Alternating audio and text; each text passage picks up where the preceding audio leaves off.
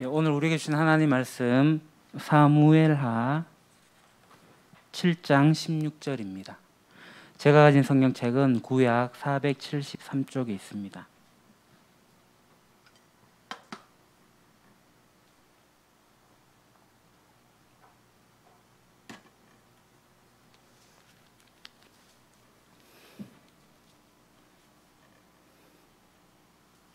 구약 성경 사무엘하 제7장 16절 말씀. 성경책이 없으신 분은 앞에 화면을 보셔도 되겠습니다. 우리 다 같이 한 목소리로 봉독하겠습니다. 내 집과 내 나라가 내 앞에서 영원히 보존되고 내 왕위가 영원히 경고하리라 하셨다 하라. 아멘. 성경을 보시면 이스라엘의 첫 왕을 매우 자세하게 기록하고 있습니다. 우리가 지난주 사무엘상 7장까지 봤는데요. 사무엘상 8장에 와서 백성들이 왕을 요구해요. 그리고 9장에 와서 이제 사울이 사무엘을 만나게 됩니다. 그리고 사무엘이 사울에게 기름을 부어요. 그리고 10장에 와서 이제 사울이 왕으로 제비 뽑아져서 왕이 이제 왕으로 뽑힙니다. 그리고 이제 11장에 보게 되면 사울이 이제 암몬 족속과 전쟁을 하고 나서 이제 사무엘이 이제 길갈에서 사울을 왕으로 추대하고 세웁니다. 그래서 사무엘이 기름 부으면서 예언을 했고 이후에 사울이 왕으로 정말 됩니다. 어떤 사람들은 기름 부으면 바로 그때 왕이 된다라고 생각하는데 그게 아니라 기름을 부으면서 왕이 된 게 아니라 기름 붓는 예식을 먼저 하고 나서 시간이 지나고 난 다음에 나중에 왕이 되는 거죠. 그리고 이 사무엘은 이 왕정 제도를 백성들에게 알려줄 만큼 정치를 이론적으로 잘 알고 있는 사람이었습니다. 그래서 사울이 길갈에서 이제 왕이 될 때까지 왕을 세우는 사사로서의 역할을 감당하죠. 그러니까 아무리 누군가가 예언을 해도 저분은 왕이 될 만하다라는 온 백성의 인정이 있어야지 됩니다. 그러니까 이게 시간이 걸리는 거예요. 그러니까 사무엘이 기름을 부었다 해서 바로 왕이 되는 게 아니라 시간이 걸리고 백성들이 왕이다, 소위 이제 깜이 된다라는 거죠. 그렇게 이제 인정을 받아야 됩니다. 그러면 사울이 어떻게 왕으로 인정을 받았을까요? 사사 시대를 보시면 아시겠지만 사사들은 전쟁이 일어나고 그것을 평화로 만들고 난 다음에 백성을 구원하고 난 다음에 사사로 인정을 받게 됩니다. 그래서 사울의 경우도 이 사사 시대 연속선상에서 봐야 되는데 전쟁을 치르고 나서, 그러니까 길르앗 야베스 족속과 전쟁을 하고 나서 그것을 승리하고 난 다음에, 그래서 이 싸움으로부터 백성을 구원하고 난 다음에 그래서 기름 부어서 예언한 그것이 실현되어지는 거죠. 그렇게 해서 왕이 되는 겁니다. 그러면 사울이 어디에서 왕이 되었을까요? 위에 갈릴리 호수가 보이고 밑에 사해 바다가 보이는데 그 가운데 요단강으로 쭉 오다 보면 사해 가까이 가게 되면 길갈이라는 곳이 있습니다. 저기 길갈에서 사울이 왕이 되어요. 그러니까 아직 이 가나안 땅 이스라엘의 수도라고 이야기하기는 그렇지만 사울 사령부가 있는 곳이 바로 이 길갈이었다라고 생각하면 됩니다. 그래서 사울이 초대 왕이 되는 거예요. 30살에 왕이 되고 72살까지 왕위를 누리고 있으니까 꽤 오랜 시간 왕으로 있었습니다. 그런데 아쉽게도 사울의 이 정치는 결국 하나님을 배반한 왕으로 기록이 됩니다. 한편 이 사무엘도 사사로서 일을 했고 그 아들들에게 사사 역할을 계승시켰는데 이 아들들이 소위 못돼 먹었습니다. 실패합니다. 이 자식 농사가 쉽지가 않은 것 같아요. 성경을 보시면서 우리가 이 사울의 이야기를 보지만 사울의 아들 요나단 이야기도 주의 깊게 한번 잘 살펴보시면 좋겠습니다. 사사기의 예언처럼 이제 블레셋, 암몬, 아말렉 이런 기존의 갈등이 계속 이 사울 왕 때에 있어 오게 됩니다. 그러면서 사울 왕이 이들과의 관계를 싸우고 전쟁하고 하는 일들이 기록이 되어져요. 그러면서 사울이 치정하고 있는 동안에 이제 그 다음 왕인 다윗, 아직 다윗은 왕이 아니죠. 다윗과의 관계가 어떻게 이어지고 있는지도 우리가 성경을 보면서 잘 살펴보셔야 됩니다. 그러니까 우리의 목표는 다윗이거든요. 그래서 사사 시대와 왕정 시대를 잇는 시대에 이제 이슈가 있었는데 그 이슈가 뭐냐 하면 바로 여기입니다. 블레셋. 이 블레셋은 그 당시 최강 적이었습니다. 그러니까 이들은 이제 함 자손이었고요, 애굽 혈통이었고 해양 생활을 하던 헤타이트 족속, 그 철기 문화를 유입했던, 소위 말해서 전쟁을 하면은 뭐 거의 이기는 그러한 막강한 군사력을 가지고 있는 그러한 나라였습니다. 그러니까 철기와 청동기는 아시죠? 여러분 배워보셨지만 청동기 문화에서 청동기는 잘 구부러지기 때문에 무기를 삼을 수가 없어요. 블레셋은 철기이기 때문에 칼을 만들어도 철로 된 칼을 만들고, 그 구약에서는 그러니까 이 가나안 땅에서는 이 철로 칼을 가진 사람이 왕과 요나단 정도밖에 없는 거예요. 사울 왕과. 그래서 다윗이 나중에 전쟁을 나가잖아요. 이게 철로 된 칼이 없는 거예요. 그래서 그것을 이제 갑옷하고 투구하고 이런 것을 사울 왕이 다윗에게 주잖아요. 그래서 다윗이 그게 그렇게 주장스럽다고 가지고 간 게 이제 돌멩이인 거예요. 그러니까 철기와 전쟁을 하게 될 때 청동기 문화는 석기를 가지고 싸우게 되는 것은 당연한 일입니다. 그럼 돌팔매질을 할 수밖에 없는. 여하튼 간에 블레셋이 철기 문화를 가진 헤타이트 족속으로 영향을 받아서 굉장히 강력한 군대였다. 지금도 이 블레셋의 이름이 지금은 이제 팔레스타인으로 이렇게 바뀌어져 있는데요. 여전히 지금의 이스라엘과 지금의 팔레스타인은 상극입니다. 여전히 매년 전쟁을 해요. 게릴라 전투도 하고요, 미사일도 날리기도 하고요. 얼마 전에 완전 불꽃쇼를 했잖아요. 미사일을 날리면서. 그러니까 지금 이 팔레스타인의 이들과 이스라엘은 전쟁을 하는데 지금부터 약 3,000년 전 이 사울 왕 때나 다윗 왕 때나 블레셋은 이슈였습니다. 그러니까 이 블레셋으로부터 이스라엘을 어떻게 구원해낼 것인가, 이게 이제 관건이었던 거죠. 그 성경을 보시면 이제 앞서 말씀드린 것처럼 이미 왕으로 나라를 다스리고 있는 이 사울 왕과 그리고 다윗이 어버럽되어서 이야기가 진행이 됩니다. 그래서 이제 사무엘상 16장을 보게 되면요, 이제 사울에게 실망한 사무엘이 다윗에게 기름 붓는 장면이 나와요. 그리고 이제 다윗은 악령에 시달리고 있는 사울 왕을 찾아가서 음악 치료사로서 궁전에서 일을 하게 되죠. 그리고 이제 사무엘상 17장에 보게 되면은 우리가 너무 잘 아는 이 블레셋과의 전쟁, 그죠? 이 블레셋과의 전쟁을 하고 있는데 다윗이 형들을 면회 갔다가 그 블레셋의 장수 골리앗과의 한판 승부를 벌이는 장면도 나옵니다. 그래서 다윗이 이겨요. 그러니까 이스라엘 백성들이 다윗을 칭찬하죠. 그러니까 사울 왕이 다윗을 시기하는 것은 당연합니다. 그러다 보니까 다윗은 소위 망명생활로 점철되어진 인생을 살아갑니다. 그리고 사울은 여러 전쟁을 하면서 전쟁터에서 전사하고 맙니다. 자, 다윗의 이야기도 기름 부음으로 시작했다는 사실을 여러분 잘 기억하셔야 됩니다.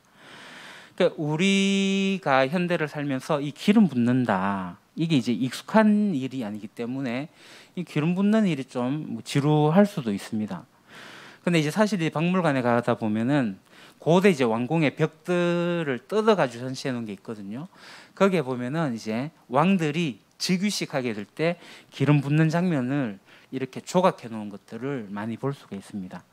그러니까 기름 붓는다라는 것은 왕이 될 거다라는 예언이고 그것이 이루어진다라는 겁니다. 그러니까 이 고대 사람이잖아요. 3,000년 전 이 사람들은 어느 나라를 막론하고 이런 기름 부음들을 꼭 갖추었습니다. 그래서 박수, 무당, 술객 이런 사람들에게 기름 부음을 받고 싶어 했죠. 왜냐하면 이것은 왕이 될 거라는 예언과 동일했기 때문에 그렇습니다. 그러니까 왕이 된다는 것은 누가 시켜주는 게 아니라 어떤 신적 존재의 대리자가 중재해서 왕으로 삼아주는 거거든요. 그로부터 기름 부음을 받아야 된다는 겁니다. 그러니까 나의 왕권은 신으로부터 내려온다라는 겁니다. 그러니까 오늘날도 뭐 여러분들 잘 아시겠지만 이 우리 국가의 최고 통수권자들도 암암리에 점집을 찾아가기도 하고 또 정치한 사람들이 그런 데 찾아가고 점을 보기도 하고 뭐 이런 것들을 우리가 알지 않습니까? 그러니까 왕들은 자기의 왕권이 하늘로부터 있다. 그것을 기름 부음을 받으면서 객관적으로 보여주고 싶어 했던 거죠. 그래서 이 왕들의 싸움, 그것은 결국 신들의 싸움인 거죠. 내가 이 신으로부터 왕으로 받았고 저기는 저 신으로부터 왕으로 임명받았으면 이 나라 간의 전쟁은 신과의 전쟁과 같은 겁니다. 그렇게 이해를 하시게 되면 이 왕정 시대를 지나면서 이제 포로 시대를 가는 그 즈음에 선지자와 그 선지서의 예언들을 이 기름 부음 받은 것과 관련해서 우리가 잘 이해할 수가 있게 됩니다. 그래서 우리가 구약 성경을 이렇게 읽어보시면서 기름 부음을 받는 이 장면들을 우리가 잘 생각해 보면서 읽어보시면 되겠습니다. 그래서 이 기름 부음 받은 자가 헬라어로 이름을 바꾸면 뭐가 되죠? 그리스도가 됩니다. 그리스도. 기름 부음 받은 자가 바로 그리스도입니다. 왕이요 제사장이요 선지자입니다. 예수님이 그리스도, 기름 부음 받은 자라는 겁니다. 그러니까 하나님이 구약에서 일하는 방식은 이 기름 부음 받은 자를 통해서 앞으로 쭉 일을 해 가시겠구나라고 생각하면서 성경을 보시면 되겠습니다. 그러니까 이 기름 부음의 예언의 위대함, 이 예언하는 방식, 즉 기름 부음이 이런 의미로 우리가 잘 받아들여 가지고 성경을 보시면 잘 이해가 될 겁니다. 그래서 이제 앞으로 일어나는 세계사, 그러니까 왕들의 역사는 바로 하나님의 주권 하에서 이루어질 거다라는 겁니다. 아무리 너희들이 박수무당 술객을 데려다가 기름 부어봐라, 내가 기름 부어 예언한 대로 세계사는 이루어질 거다, 이런 것들이 성경에 암시가 되어져 있는 거예요. 그러니까 예언대로 되더라. 그래서 역사의 주관자는 바로 이스라엘의 하나님이다 라는 이 말입니다. 자, 다윗은 어느 날 갑자기 전체 이스라엘의 왕이 된 게 아니에요. 이 지도에 이제 제가 이걸 나중에 한번 우리 카카오톡 단톡방에 올려드릴 텐데, 이걸 보시면 사무엘상에서 다윗의 행적들이 이렇게 기록이 되어져 있는 지도입니다. 전체 이스라엘 왕이 된 게 아니고요, 사울의 기름 부음을 받고도 계속 사울을 피해 가지고 도망도망 다니고 긴 망명의 생활을 했어요. 긴 기간 동안에 유다 지파로부터 다윗이 인정을 받게 됩니다. 그러니까 사울 쪽의 나머지 10지파로부터 인정받을 때까지는 시간이 또 걸렸죠. 그런 시간 동안에 많은 부하들이 모였고요, 조금씩 이제 내각을 구성하기도 했습니다. 그래서 이 유다 지파에서 헤브론에서 왕이 된 게 이제 다윗도 30살에 왕이 됩니다. 그러니까 20살 때부터 계속 도망다니면서 왕이 된 훈련을 받았다라고 보시면 되겠습니다. 그 20살, 20대 때. 그 20대 생각하면 매우 어리다고 생각하지만 20대 어린 거 아닙니다. 충분히 이 많은 역할들을 감당할 수 있는 세대가 저는 20대라고 생각합니다. 그 정치권도 지금 이제 국민의힘의 그 대표가 젊은 사람으로 가게 된 것을 보게 되면 오늘날 이 세대가 젊은 세대로 가는 것들이 참 필요하다. 그러니까 이게 국민의힘 당 대표가 젊은 사람으로 바뀌면서 이제 교계에서도 많은 이슈들이 되어졌어요. 젊은 이들 쪽으로 힘을 쏟아줘야 된다.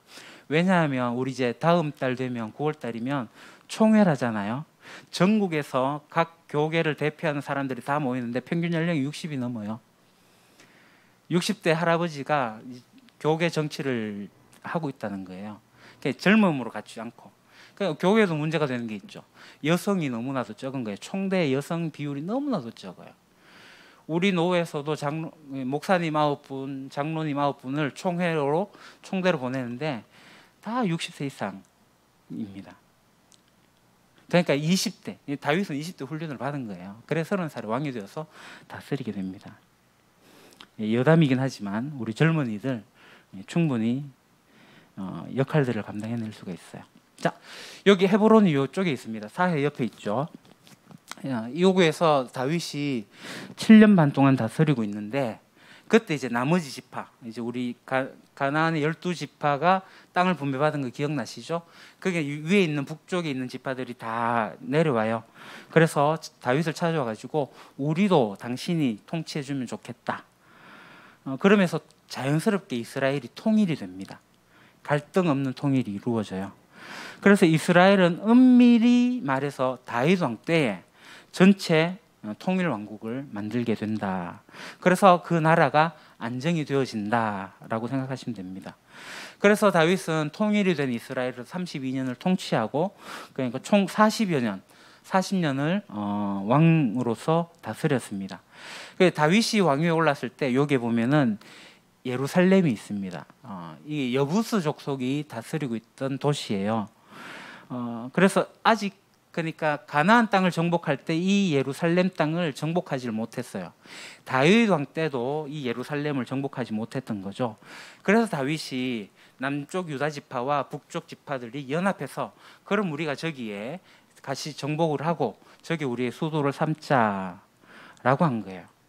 그래서 저곳을 정복하고 나서 수도로 삼은 거죠. 그러니까 우리가 1대 왕인 사울은 길갈에서 사령부를 만들었고, 다윗은 헤브론에 있었는데, 이제 예루살렘을 정복하고 나서 이제 전체 통일 이스라엘의 수도를 예루살렘으로 삼은 거예요. 그래서 예루살렘을 수도로 삼고 다윗이 제일 먼저 한 게 뭘까요? 법궤를 가져오는 거였습니다. 법궤가 사무엘 시대에, 그죠? 엘리 제사장 때에 전쟁에 나가지고 블레셋에 빼앗겼거든요. 그래서 기럇 야림까지 와 있다가 20여 년을 묵혀 있었어요. 다윗이 그 법궤를 가지고 예루살렘에 가지고 옵니다. 그 법궤를 가지고 예루살렘에 오게 될 때 다윗이 춤을 추잖아요. 하나님 임재이기 때문에 춤을 추면 하나님을 예배하거든요. 옷이 흘러내려요.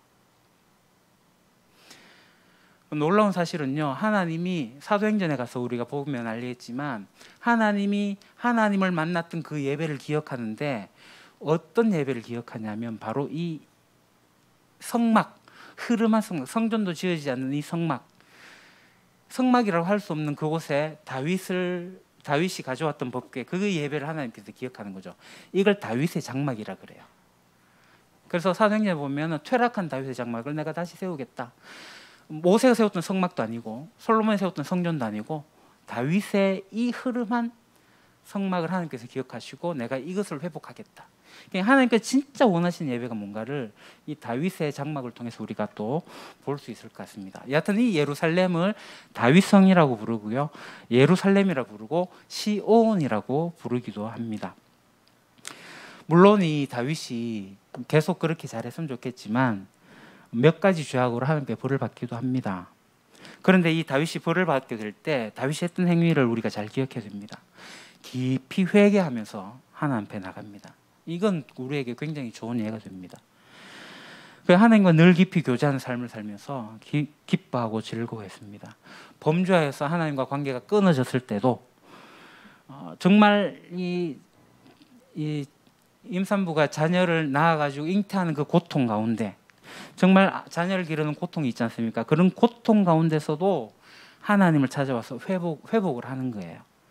이런 모습이 시편에 잘 드러나 있습니다. 그래서 시편을 보시면 여러분, 다윗이 하나님을 얼마나 많이 연구한 사람인지 잘 알 수가 있어요. 다윗은 모세오경을 철저하게 아는 사람이었고, 그것을 지켜 행하려고 하는 하나님의 대리 통치자로서 역할을 감당을 했습니다. 그러니 하나님은 아브라함과 했던 그 언약을, 모세와 했던 그 언약을 다윗에게 와서도 다시 한번 언약을 합니다. 그게 오늘의 본문이죠. 다윗의 언약입니다. 하나님이 다윗과 세우는 언약. 내 집과 내 나라가 내 앞에서 영원히 이어갈 것이며 내 왕위가 영원히 튼튼하게 서 있을 것이다. 이 말씀이 구약에서 차지하는 위치가 대단합니다. 이 말씀이 이제 크게 두 가지예요. 첫째, 다윗 왕조를 무너뜨린 왕조는 결코 일어나지 않을 거다라는 얘기입니다. 실제로 이 약속은 지켜집니다. 북쪽 이스라엘은 왕조가 계속 바뀌어요. 자그마치 9번이나 왕조가 바뀝니다. 그런데 남쪽 유다는 다윗 왕조, 한 왕조만 지속적으로 가요. 다윗의 자손으로만 왕이 되는 거죠. 자, 둘째, 다윗의 왕위는 영원히 끊어지지 않고 계속될 거다라는 말입니다. 그런데 이스라엘 역사를 우리가 잘 알다시피 이스라엘은 그렇지 않잖아요. 계속 하나님을 떠난 반역의 길로 가거든요. 그러니까 다윗의 이 언약에서 멀어져 가는 것을 우리가 볼 수 있습니다. 따라서 외형적으로 보게 될 때 이 약속의 말씀은 이 성취로 이어지기보다는 오히려 상실의 위기를 맞이하는 그런 것을 알게 됩니다. 그래서 결국 이 다윗 왕조는 멸망을 해요. 이 초록으로 된 땅이 이제 바벨론 제국인데요. 신바빌로니아. 그러니까 유다 왕 20대 왕인 이제 시드기야 왕 때에 바벨론에 해가지고 기원전 587년에 완전히 멸망을 합니다. 그러니까 종말이 된 거예요. 끝이 난 거예요. 그렇다면 이게 이스라엘 이제 끝났는데 그럼 이 예언, 이 언약은 이루어지지 않은 것이 아닌가? 그러니까 다윗 왕조는 끝까지 가긴 갔는데 영원히 가진 않은데 라고 생각할 수가 있습니다. 아니죠. 유다는 그 뒤에 나오는 말씀이 비록 사람의 막대기와 인생의 채찍으로 할 수 있는 그 바벨론에 의해 망하긴 했지만 포로 귀환으로 회복이 되어집니다. 뿐만 아니라 최종적으로는 다윗의 후손 가운데 왕이신 만왕의 왕이신 예수 그리스도께서 오셔가지고 메시아 왕국의 영원한 왕이 되셨어요. 따라서 달리 생각하면 이처럼 유다의 왕대로 해갖고 소망이 사라지는 것은 오히려 궁극적으로 왕이신 그리스도를 더 기대하는 그런 기초가 되어졌다라고 볼 수가 있습니다. 그렇기 때문에 이 약속의 말씀은 유다 왕들의 실패 속에서도 더 견고히 세워지고 결국 그리스도를 통해서 완전히 성취된다는 것입니다. 그래서 여기서 말하는 다윗의 왕위는 예수 그리스도께로 이어지는 왕권을 의미합니다. 그래서 신약에서 다윗의 자손 예수 그리스도요. 이것은 다윗의 왕위를 이어서 오실 왕이 바로 예수님이십니다라는 고백이고 그 외침인 거죠. 그래서 예수님이 다윗의 자손으로 오셨어요. 자, 사사 시대는 불신앙의 세대 가운데서 살아갔습니다. 거기에서 다윗이 등장을 하게 되었고요. 다윗이 이제 하나님을 잘 배웠어요. 그래서 앞서 있는 모세오경 이 율법을 연구를 했고요. 하나님을 찬양하는 찬송시도 썼습니다. 정말 다윗은 정말 대단한 장수고 정치 철학자고 문학가고 음악가입니다. 소위 말해서 팔방미인이죠. 다윗은 이스라엘의 왕 중에서도 왕입니다. 그리고 다윗은 예수님을 예표하는 왕입니다. 그래서 구약의 클라이막스는 바로 다윗이라고 해도 과언은 아닌 것 같습니다. 그런데 이 다윗의 왕도 인생사를 이렇게 찾아보면 참 험난한 인생을 살아요. 다윗이 왕으로 재위하는 시기에 그 이전 사사시대 때 정복하지 못했던 그 땅을 정복을 하게 됩니다. 지금 보시는 게 이제 다윗 왕국이거든요. 정말 많은 땅을 점령해요. 많은 땅을 점령했다는 것은 주변 나라로부터 조공을 받는다는 얘기겠죠.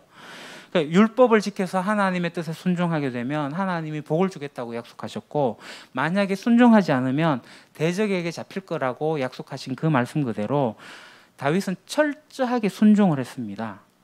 그래서 정말 넓은 땅도 주셨어요. 그동안 정복하지 못했던 여부스, 블레셋의 해안 땅, 남동쪽의 에돔 땅, 모압, 그리고 위에 암몬, 갈릴리 옆에 이제 붙어 있는 그 솔 땅, 북쪽의 넓은 땅까지 다 차지하게 됩니다. 엄청나요. 그러니까 가나안 땅에 정복했던 땅이 3배 정도를 차지하게 됩니다. 이렇게 화려한 인생을 보내는데 그 뒤에 이어지는 것은 다윗에게 있어서 고난입니다. 고난. 다윗은 이어지는 실수, 반란, 망명의 여정이 성경에 기록되어져 있어요. 다윗의 말년의 인생이 그렇습니다. 성경은 아무리 위대한 성왕 다윗이라 할지라도 그의 실수와 범죄와 수치의 역사를 숨기지 않습니다. 왜냐하면 성경은 사람을 신성히 여기지 않거든요. 사랑하는 유림가족 형제자매 여러분, 이 하나님의 약속은 공수표와 같은 게 아닙니다. 하나님은 그 약속을 반드시 지키시는 분입니다. 그러므로 이 다윗에게 주신 하나님의 약속도 반드시 이루어질 수밖에 없습니다. 아니, 실제로 이루어졌습니다. 그럼 어떻게 이루어졌습니까? 바로 예수 그리스도를 통해서 이루어졌습니다. 아시다시피 하나님은 이 다윗의 자손들이 범죄하면 그들을 사람의 막대기와 인생의 채찍으로 징계하겠다고 말씀하셨어요. 그에 따라서 하나님은 이 다윗의 자손들과 이스라엘이 범죄하자 그들을 이방 나라를 사용하셔서 징계를 하셨어요. 그래야 해서 나라는 망하였고 백성들은 이방 나라에 포로로 가게 되었고 고통을 당해야 했습니다.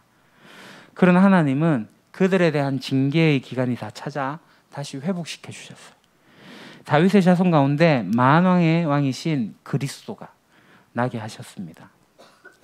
그리하여 예수 그리스도께서는 지금 만왕의 왕으로 온 세상을 다스리고 계십니다. 또한 이 그리스도의 통치는 영원히 지속될 것입니다. 즉, 이 다윗의 왕권은 바로 그리스도를 통하여서 영원히 경고케 된 것입니다. 그러므로 오늘 다윗에게 주신 이 하나님의 약속은 완벽하게 이루어진 것입니다. 오늘 우리는 다윗의 자손으로 오신 만왕의 왕이신 예수 그리스도를 믿음으로 받아들여 그분이 다스리는 그 나라에 살아가는 백성들입니다. 우리는 현재 그리스도의 영광스러운 모습을 볼 수가 없지만 장차 그리스도의 나라가 완성되는 그때가 되면 만왕의 왕이신 그리스도를 우리가 영광스러운 그 모습을 똑똑히 보게 될 겁니다. 지금은 거울을 보는 것처럼 희미하지만 그때는 얼굴을 마주 대하듯이 보게 될 것입니다. 그리고 하나님의 약속대로 우리는 그 나라에 들어가서 다시는 옮겨지지 않고 영원히 복된 삶을 누리게 됩니다. 그래서 우리는 하나님 나라에 속해서 살아갑니다. 이 소망을 가지고 어떤 상황 속에서도 믿음의 생활을 하는 저와 여러분들이 되기를 소망합니다. 하나님 아버지, 하나님의 약속이 변함없으시고 지켜짐을 오늘 다윗을 통하여서 보게 됩니다. 특히 그리스도 예수를 통하여서 이루어지는 놀라운 그 은혜가 오늘 우리에게도 이어지고 있으니 감사합니다. 예수 그리스도를 주로 믿어 예수님만을 섬기며 하나님의 나라의 백성으로 살아가는 저희들, 하나님 나라 백성답게 왕이신 예수님을 찬양하며 경배하며 예배하며 살아가게 하옵소서. 예수님 이름으로 기도합니다. 아멘.